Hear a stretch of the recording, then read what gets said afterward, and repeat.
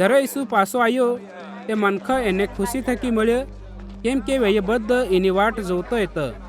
એતરામાં યાઈર નામનો એક માણસ જે ગિરજાનો મુખ્ય હતો આવ્યો અને ઈસુને પગમાં પડી જઈને એને અરજ કરવા માંડ્યો કે માર ઘેર ચાલ, કેમ કે એની 12 વર્ષની એકની એક સુરી હતી અને એ મરવા પડી હતી. જ્યારે ઈસુ જઈ રહ્યો હતો ત્યારે મનખ એને પેર પડાપડી કરતો હતો.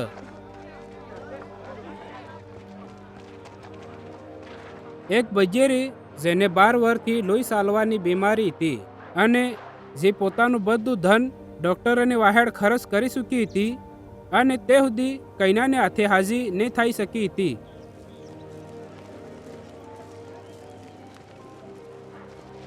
વાહેડથી આવીને એના શીશરાના શેડાને અડી અને તરત એનું લોહી ચાલવું બંધ થઈ ગયું. ત્યારે ઈસુએ કીધું, મને કોણ અડ્યું? જ્યારે બધા મનખ ના પાડવા માંડ્યા તે પતરસ અને એના હાથવાળે કીધું, હે માલિક, તને તે ભીડ દાબી રહી હે અને તારી પેર મનખા પડાપડી કરે હે. પણ ઈસુએ કીધું, કોણેક મને અડ્યું હે, કેમ કે મને ખબર પડી હે કે મારી મહી સામર્થ નકળી હે. જ્યારે બજેરી બાળ્યું કે હું હતાઈ નહીં શકતી ત્યારે ફફડતી જાયને આવી અને ઈસુને પગમાં પડીને બધા મનખાને સામે વતાડ્યું કે હું કઈના કારણથી તને અડી અને કે કેમ તરત હાજી થઈ ગઈ. ઈસુએ એની બજેરને કીધું, બેટી, તું હાજી થઈ ગઈ હે, કેમ કે તે મારી પેર વિશ્વાસ કર્યો કે હું હાજી કરી શકું હે. શાંતિથી તાર ઘેર જતી રહે. ઈસુ એમ કહેતો છે તો કે કેને કે યાઈરના ઘેરથી આવીને કીધું, તારી સુરી તે મરી ગઈ, ગરુની તકલીફ નહીં આલે. ઈસુએ ઈયો સાંભળીને જવાબ આલ્યો, નહીં સમકે, ખાલી વિશ્વાસ રાખ, તે વૈયે બસી જાહે. ઘેરમાં આવીને ઈસુએ પતરસ, યુહન્ના, યાકૂબ અને સુરીના આઈબાને છોડીને બીજા કેને પોતાની હાથે માય આવવા નહીં દીધું. બધા એને હારું ગાંગરતો હતો, પણ ઈસુએ કીધું, ગાંગરો નહીં, એ મરી નહીં પણ હુતી હે.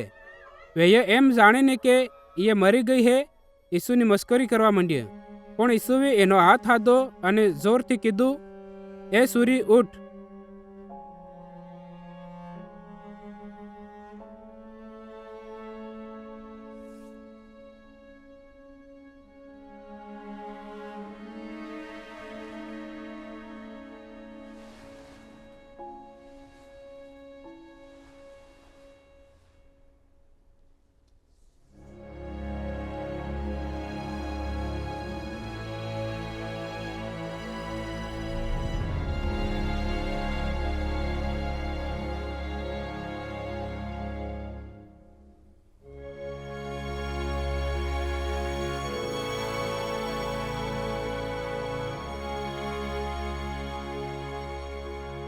ત્યારે એનો જીવ પાછો આવ્યો અને સુરી તરત બેઠી થઈ ગઈ.